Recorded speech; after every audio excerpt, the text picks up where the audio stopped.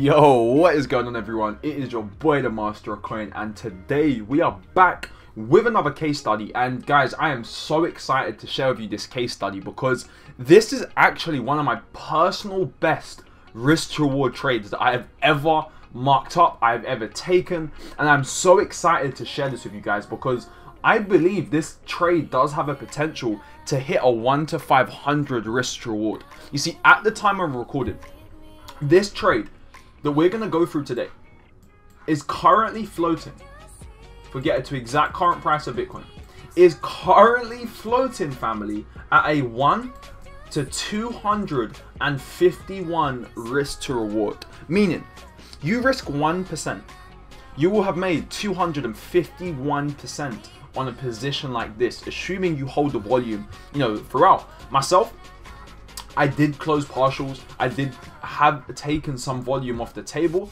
However, we are going to be holding this and leaving this to run because if you don't know where we are in the crypto space, family, we're in a mega cycle, right? We're in an absolute super cycle. If you look at this, absolute super cycle. And I'm, again, not financial advice, but I'm anticipating this to go to 100K, 150K, 250K, and finally $378,000. But that's besides the point. What we're going to be speaking about today is this analysis and exactly how we managed to snag this setup and how you're going to be able to duplicate these setups. So let's just get right into it.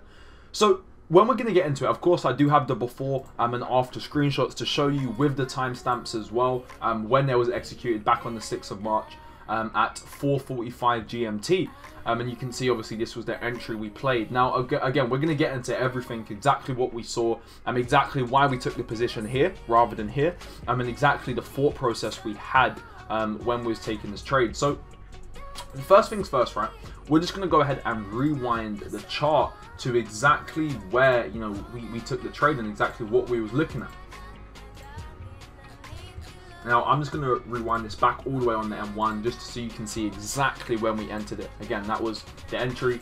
Again, you can see, right? So, let's firstly start off on our top down. So, understanding where we are in Bitcoin. Now, again, because we're part of this mega cycle and I understand where we are in the highest structure, it was one of those things where it gave me confidence to understand that Bitcoin is going to go higher. So, why? That was more of a fundamental analysis. Now, when it comes to the actual execution and the actual probabilities, it was obviously technical. So if we start looking into it, what can we see on this daily time frame? Well, first things first, the first thing that draws my eyes is this series of equal lows, this liquidity pool down here. Now this liquidity pool, right, if you want to look at that, those as the equal lows, you want to look at that as the equal lows, all we know is that retail traders, noobs, weak-handed buyers, they entered the market here. They got in the market here, and what that resulted in, right, like this, they were seeing this level of support. The level of support got clapped because, again, the markets are designed for most people to lose money. So that liquidity got clapped. Now, what happened there? Who in the right mind, right, would be selling into a support level, right? Retail. Again, we don't trade retail, but the retail community have been taught that support, you buy at support. But again, retail doesn't move the market. The only people that move the market are the market makers, are the institutions. So these market makers, they had the money to engineer price lower. They had the motivation to take out all of these traders, and they could literally do it, again, because they are the market movers. So this actually created what we call an institutional candle. Now, our institutional candle can be now marked up. We can mark up the open of this candle, and this is now going to create a level of demand. Now what you can do as well is you can use the wicks, because this is where the selling did start before it went higher, and then you can use this as a general area of demand if you want. Now myself, again, I'm not going to execute a trade based off the daily time frame because your stop loss is going to be way too big and there's not enough confirmations. Now if we step down to the 4-hour time frame, what can we see? We can see that our structure was indeed bearish. We had a low, we had a lower high, we had a lower low, we had a lower high, and then we printed a new lower low. So we had 2 points of structure. However you want to determine your structure, it doesn't matter, because we can clearly see that both structure points were taken out. This one and this one. This has now resulted in the market flipping, I don't like to call it bullish because of biases, is now, the 4 hour is now in an uptrend, right? Our 4 hour is now in an uptrend because we've got a low, then we've got a high. Now, of course, you can look at your internal structure if you want as a break of structure. However, I didn't personally perceive it as that. Why? Because where was we trading into? We're trading into that daily institutional demand zone. So if we look on the 4 hour, we can actually see this reaccumulation of price down here. This rally, because price, what did it do?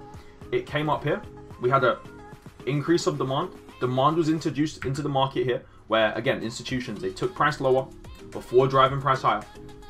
And then what happened? They ran out of steam, because what happened is they came into a level of supply. Now, where's the supply? Here. There was supply here because the market literally moved lower. That is evidence of supply. But we're not taking trades off that, because look what happened. Price came back to this supply zone. It then reaccumulated. Demand re-entered the market and it continued to shoot higher. Now, this can now be used as a future point of demand. However, again, we don't just blindly take these areas to trade off. Again, we have to see confluence. So again, this is just an area of demand that we can refine it into. Now, of course, it could come potentially lower. That's why, again, we wait for those lower time frame, refinements. Let me just go ahead and put a box on this so you can see that's our refined institutional candle. So our 4 hours now flipped. It's now a case of going into our hourly time frame and again waiting for this hourly time frame to flip as well. Now, what happened? We had liquidity runs down here. Again, the market's only trying to do two things, family. The market is only trying to take out traders and rebalance price. As John Dollery likes to teach in our academy, it's always trying to seek and destroy and rebalance itself. It destroyed any buyers that was below this low. It destroyed them and it rebalanced into this institutional area. Now look what happens. On the hourly time frame, we can clearly see this last institutional candle, that last sell before we buy movement. So we can actually refine our IC candle even lower. And we can now see, look at that, perfection. Now again, personally, if you wanted to, you could have taken a position here. However, again, my trading plan, that doesn't actually meet my trading plan to take a position like that. Even though the risk to reward would still be good, you would be up now about a 1 to 27, which is still great, don't get me wrong. But for the type of trade this was, again, this was a swing trade, hence why we got into the lower time frame refinements compared to obviously a scalp or intraday position. That's another thing. You can't just come onto the charts and try and find these super high risk rewards just because you're seeing it on YouTube. Just because I'm posting high risk rewards doesn't mean I get high risk rewards every single day. High risk rewards, guys, this has been a position that was taken back in March. Over a month ago, we've been holding this. So it takes a lot of time for these trades to develop as well. Again, we was looking at this trade, mid-February, was trying to anticipate a potential movement to occur. So it does require a lot of patience to get these super trades. Now, of course, there has been so many opportunities to take, in between. But again, for the trading plan and this specific trade, again, this is what we're going through. So we can see our refined hourly time frame. Now, as price is trading down, we've got a low, lower high, lower low, lower high, lower low. Now, we can see that price reacted from our demand zone and broke some internal structure, which is actually broke structure on the 15-minute. This is actually now broken 15-minute structure. The 50-minute time frame is now bullish because look, we had lower low, lower high, lower low, lower high, lower low. There is supply being introduced in each of these areas. Until price breaks above, there is no evidence of demand. But what happened? Price comes up, invalidates this supply, and comes up, and now breaks structure. This is now a break of structure on the 15-minute. So now all of our time frames have started to flip. All of our time frames have started to flip. And look where we trade into. We trade into our institutional candle. We trade into our last sell before we buy movement. Now again, we do have checklists and confirmations for institutional candles, but again, that's not something we're going to go through on this trade. So it was literally just a case now of setting the alerts, waiting for price to trade back into this M15 POI, and then waiting for our lower time frame refinements. So if we now switch to the M1, we can see when price actually starts to trade into this demand zone, we actually create a beautiful accumulation phase as well. We also experienced some professional accumulation, I believe on the, might have been the 15-minute time frame. if I'm not mistaken, or the 5 minute where the professional accumulation was. Where was that? Yeah, the 5 minute we had that professional accumulation where we can see demand entering our market. We can see demand entering the market, being introduced, but price is still trading lower. That is showing evidence of professional accumulation. So what also happens as we come into this area? We can see the demand starts to get tested. As we start, coming into these areas, we can see almost a slowdown of price. And what actually happens is price actually starts to flip onto the buy side. Now, one thing I've really started to notice and observe about the market is the buy side and the sell side of the curve. For example, when price is trending to the downside, we are on the sell side of the curve, right? Let me show you up here. Oh, let me just make this the other way around. We can see how when price was in the uptrend, it was on the buy side of the curve, right? Demand was in the market. It was in the buy side of the curve. It was trading up, right? Trending up. What happened? We came to our high. Our top of our, again, this is actually a fractal distribution schematic, but we came to here. We then broke structure, created liquidity. And then what happened? We now entered the right side of the sell side curve. And notice how price then melted. Melted after that. Now look at this. If we come down here. Again, what happened? Price curved it, rounded off. You see how you got to look at the market, right? It's like a car driving. Again, if you're driving a car, you literally, or if you don't know how to drive a car, I'm going to explain. If you're driving a car, or even a motorcycle, right? You can't just be going down the road, going, hey, and then do that instantly, right? You can't just turn around instantly, or rather, again, the market doesn't go left or right, it only goes up or down. So you can't just go all the way up and then all of a sudden just go back like that. Like, it doesn't work like that. What you have to do is you have to turn your vehicle around. You have to turn the steering wheel and then turn your vehicle around. So, same thing with the market, right?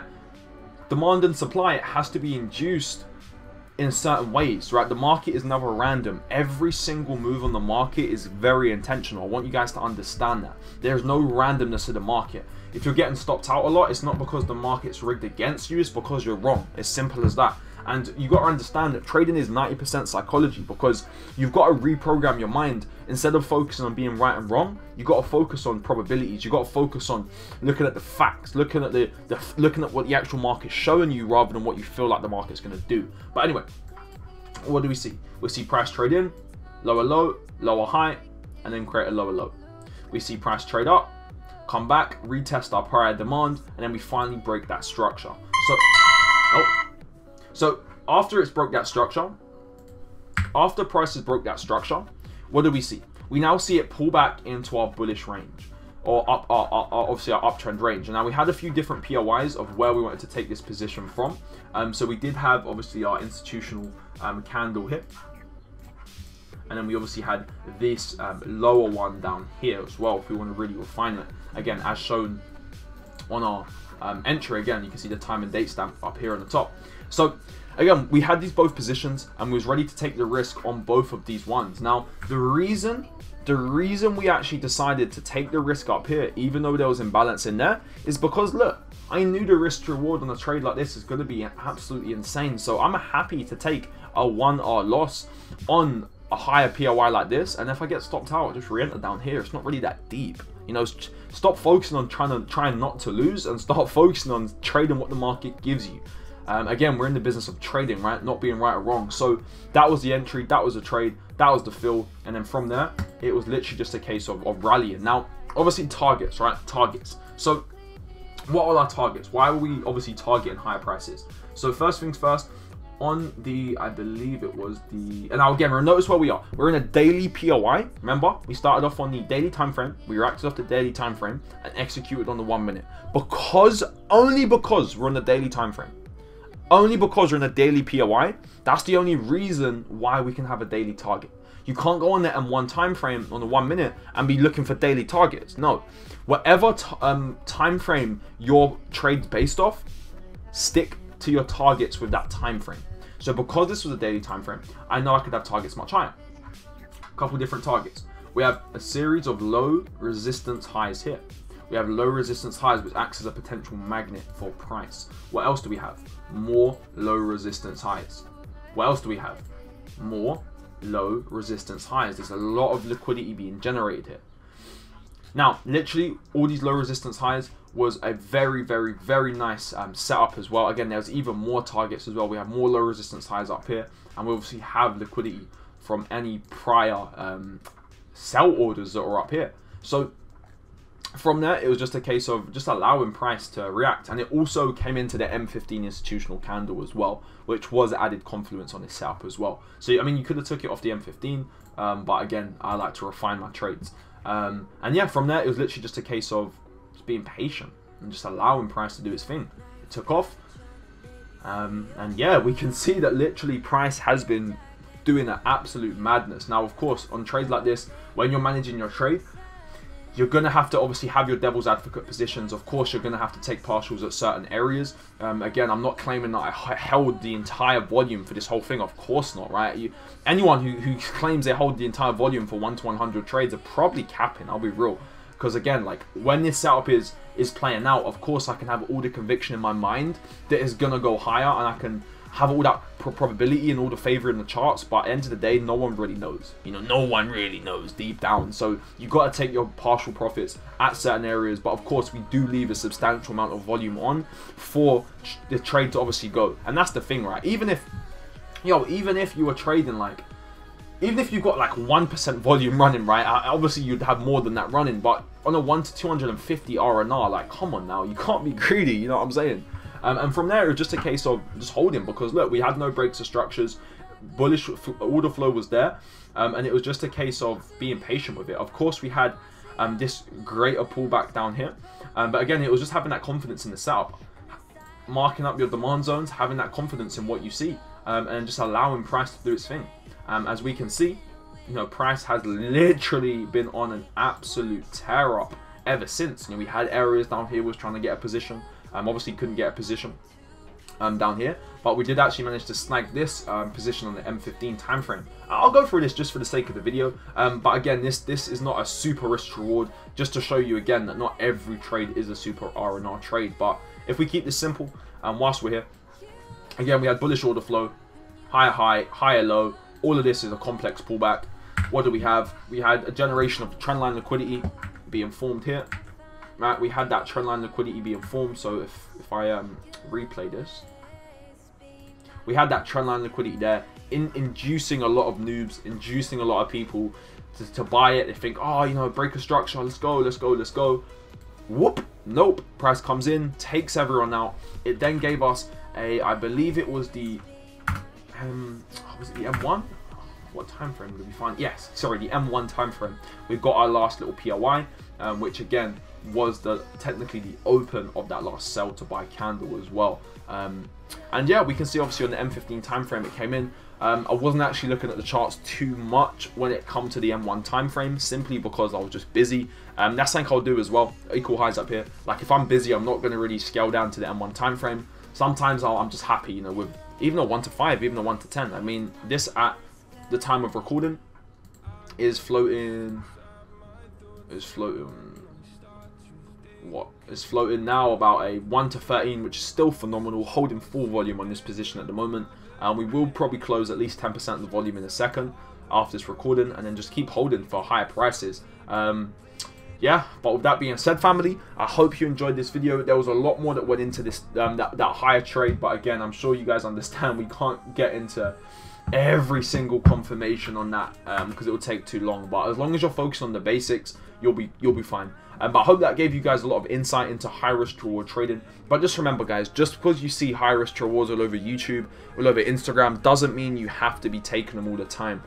Like, a setup like this is rare. It doesn't happen every single day. Of course, you can get insane risk rewards a lot if you look at a lot of currency pairs. But again, it's not what works. It's what works for you. That's what you got to understand. It's what works for you and your personality type. So that being said, family, thank you so much for tuning in. If you guys got value, drop a like, drop a comment, and if you have any questions, I'll be more than happy to answer. But with that being said, I'll see you all at the top, because the bottom, you already know, is way too crowded, man. In a bit, family.